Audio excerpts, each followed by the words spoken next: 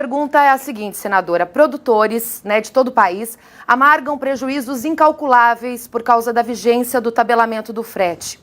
Eu te pergunto, há quem diga que essa cobrança ela ameaça não só a rentabilidade do produtor e do setor, bem como a produtividade da próxima safra. Como você e Ciro Gomes resolveriam esse impasse? Boa noite, Suelen Farias. Boa noite a todos os telespectadores do Canal Rural. É um prazer e uma alegria poder estar aqui discutindo o Brasil com todos vocês. Me dá muito prazer e alegria poder discutir os problemas e os desafios que os produtores rurais enfrentam todos os dias, como mais essa novidade do tabelamento de preços. Isso é inadmissível. Não é apenas uma questão de ser candidata, de oposição ou não, mas tabelamento de preços de frete, isso nunca funcionou em nenhum lugar do mundo. Porque, primeiro, não há um oligopólio, não há uma concentração de empresas, como em alguns casos. Mas, neste caso, nós temos centenas, milhares de empresas que trabalham com frete, não só grandes empresas, mas também os autônomos. O problema para se resolver não é através do frete. O problema é o preço do combustível. Então, Ciro Gomes já disse isso reiteradas vezes e com muita firmeza, inclusive dizendo aos caminhoneiros que no governo dele, se ganhar, com a permissão de Deus, não vai haver paralisação de estradas no nosso país. Nós vamos dialogar, discutir, mas paralisar estradas, não. Nós temos que resolver o problema dos caminhoneiros, que é um problema justo de todo o transporte brasileiro, mas é vindo lá na fonte, que é o preço de combustível. Senadora, agora o nosso comentarista Miguel Daúde gravou uma pergunta para você. Acompanhe. Senhora Cátia Abreu, caso o candidato Ciro Gomes venha ser eleito presidente do Brasil, a senhora assumiria o Ministério da Agricultura? Como ficariam os planos safras em relação à sua produtividade? E o orçamento do seguro agrícola? Quero só reforçar a pergunta do Daúde, a previsibilidade do plano safra, dos planos safra, que seriam plurianuais, como é que ficaria? Como é que vocês ordenariam essa pauta?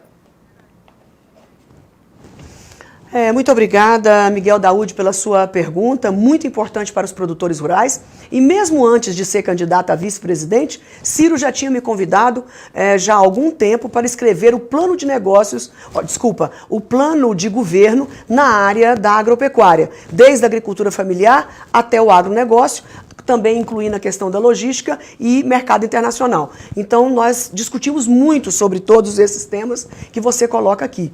E, de fato, na nossa proposta de governo, nós temos a proposta do plano plurianual de 4 ou 5 anos, como é feito nos Estados Unidos e na Europa, para que os produtores e todas as empresas ligadas à agropecuária, ao agronegócio, possam se planejar melhor, se organizar a médio prazo.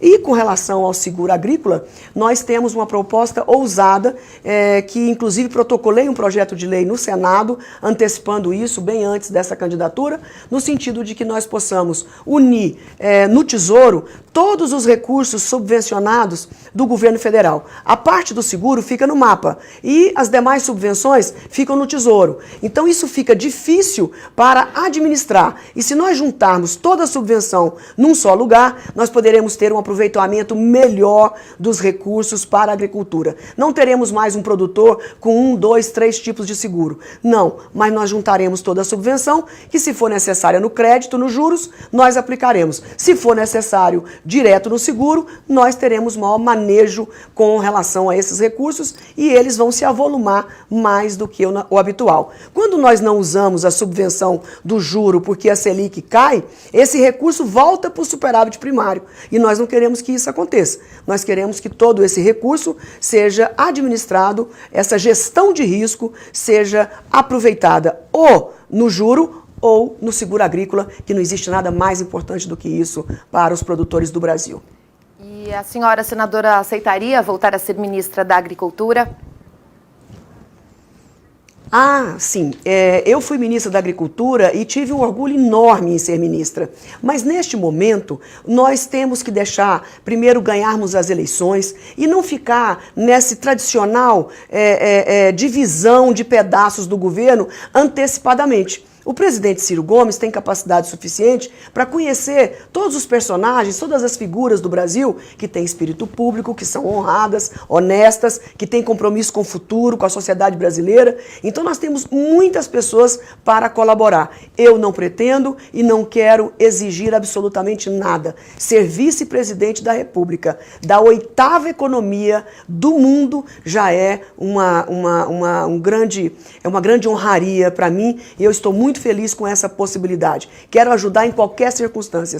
Não preciso de mais um cargo para me sentir importante. Eu quero ajudar Ciro Gomes e o país em qualquer hipótese, em qualquer lugar que ele ache que eu seja importante. Senadora, na sua fala anterior, você falou sobre crédito agrícola. Agora a gente tem uma pergunta nesse sentido do nosso comentarista de Brasília, Benedito Rosa. Vamos acompanhar?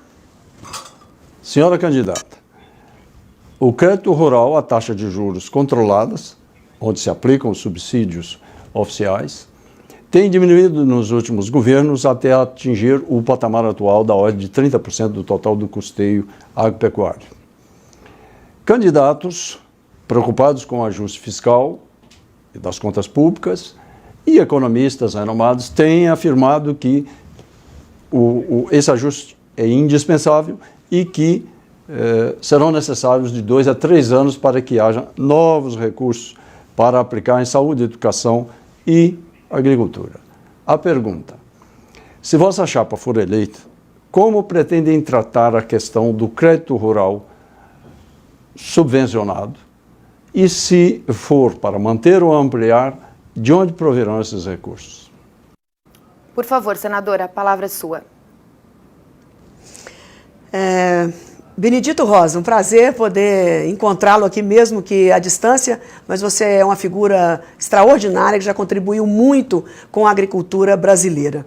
E eu quero dizer, meu amigo, que no Brasil nós não podemos nem imaginar a hipótese, como o candidato Alckmin colocou, de diminuir a subvenção do crédito rural, por um simples motivo. Todos os países do mundo subvencionam a sua agricultura. Não é por bondade, é por necessidade. Nós temos uma atividade de altíssimo risco e que faz parte de uma economia perfeita. O que é uma economia perfeita? É onde muitos produzem de tudo. Então nós não temos o controle dessa produção. Se produz em toda parte do mundo. Então a oscilação de preços, ela varia muito. Não há a menor possibilidade de nós termos constantemente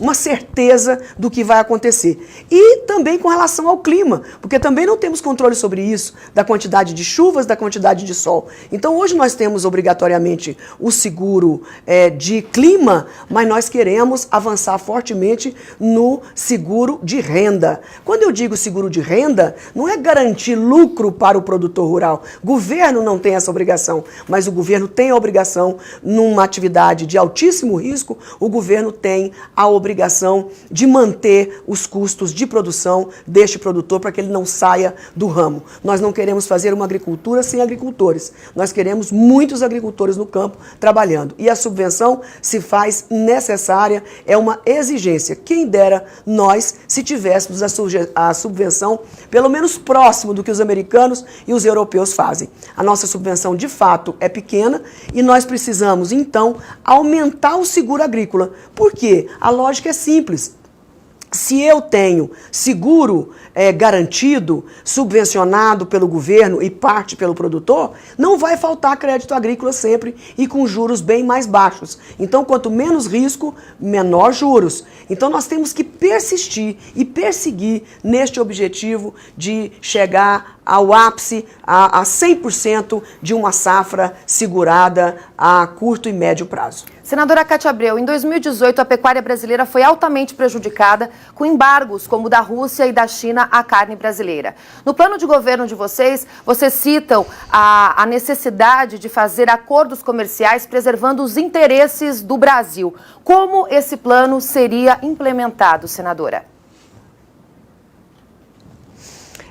Primeiro, Suelen, eu quero lembrar aqui que quando cheguei ao Ministério em 2015, eu fiquei 1 ano e meio no Ministério, e 1 ano e meio eu dei a volta ao mundo praticamente 2 vezes e meia, atrás de abrir os mercados para o Brasil. Ficar 2 dias na China, 3 dias no Japão, nos Estados Unidos, enfim, em todos os lugares onde estava trancado as nossas exportações, por um problema que aconteceu no Paraná que não se justificava. 6 anos proibidos de vender carne bovina para os maiores mercados do mundo e também em muitos lugares suínos e aves. E nós conseguimos, com a credibilidade, com muito diálogo, com muito compromisso, conseguimos abrir tudo em 1 ano e meio. Infelizmente tivemos um outro problema no que diz respeito à corrupção em alguns frigoríficos do país, que não tem nada a ver com a sanidade, com a qualidade dos nossos alimentos, e infelizmente isso é uma guerra também comercial. Não é só a questão da qualidade e da sanidade. Eles aproveitam às vezes para também embargar por uma questão comercial e melhorar os preços quando voltar às importações daqueles países. Então eu acredito que nós precisamos investir cada vez mais em 2 áreas muito importantes: defesa sanitária e pesquisa e inovação, e principalmente com a nossa Embrapa, Viçosa, Lavras, Exalc, enfim, nós temos universidades de ponta junto com a Embrapa fazendo isso. Quando eu estava no Ministério, nós tivemos a obrigação de fazer alguns cortes orçamentários por conta da crise fiscal. Mas o ministro é que decide aonde cortar. A grande maioria dos ministros cortam sempre verticalmente, sem analisar os riscos de cada área cortada.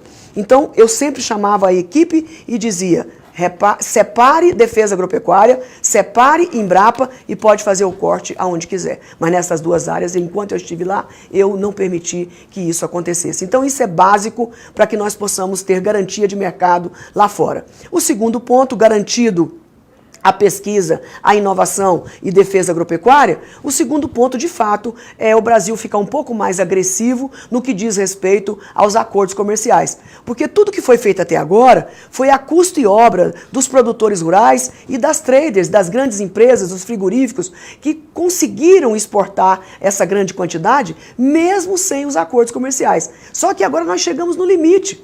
Nós não podemos mais fazer isso sozinhos. Quando eu digo nós, são os produtores, porque eu também sou produtora rural. Então agora o governo precisa jogar a boia, no sentido de melhorar a burocracia dos processos internamente, ter uma unidade melhor entre o Itamaraty, Ministério das Relações Exteriores, o MIDIC, que é o Ministério da Indústria e Comércio, e o Ministério da Agricultura, e a Apex, que trabalham totalmente desarticulados. A agricultura desesperada de um lado e o Ministério da Indústria e Comércio querendo, de certa forma, proteger a indústria brasileira. Então, é um confronto que precisa ser solucionado e resolvido por o chefe de Estado. Esse assunto é de Estado e nós precisamos fazer com que o presidente da República decida sobre o que o país quer. Então não dá para 2, 3 ministros ficarem decidindo o destino e o futuro do país. Nós somos um país muito fechado, as nossas transações, mais e menos as exportações e as importações, nós estamos com essa transação comercial em 18% do PIB. Um país minimamente aberto, ele precisa chegar a 35% a 40% do PIB entre compras e vendas internas e externas. Então, eu acredito que Ciro Gomes tenha consciência de tudo isso. Não é destruir a empresa brasileira, ao contrário. Nós vamos implementar e fortalecer a indústria que foi dizimada nesse país. Mas nós precisamos prepará-las para enfrentar a abertura comercial. Nós precisamos fazer igual se faz com os filhos. Cria os filhos enquanto é criança, prepara até a adolescência para que eles sejam seguros e competentes na vida adulta. Então, a indústria brasileira precisa sim de se preparar para essa abertura comercial. Mas quando eu digo se preparar, o Estado também tem muita responsabilidade sobre esta diminuição e esta fragilidade da indústria nacional, com relação a impostos e tudo mais. Candidata, nosso tempo está acabando, mas você tem 1 minutinho para as considerações finais, por favor. Eu quero mais uma vez agradecer ao Canal Rural, a todos que nos assistem nesse momento.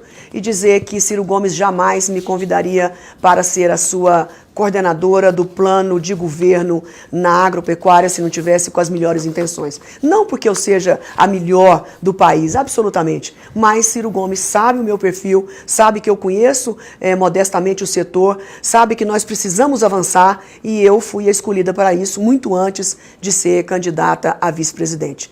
Então eu quero dizer a todos que se sintam muito tranquilos e seguros, que ele sabe exatamente que nós temos uma agricultura familiar que está em muita dificuldade, que nós precisamos dar um apoio e um suporte forte e extraordinário para aumentar a classe média rural brasileira, e ao agronegócio, grande produtor e exportador, nós precisamos dar as condições de logística, infraestrutura. Perfeito. E abrir os mercados para esse povo trabalhar. Muito obrigada. Senadora Cátia Abreu, ao vivo de Brasília. Muito obrigada, senadora. Uma ótima noite para você. Eu agradeço. Boa noite. E na sexta-feira...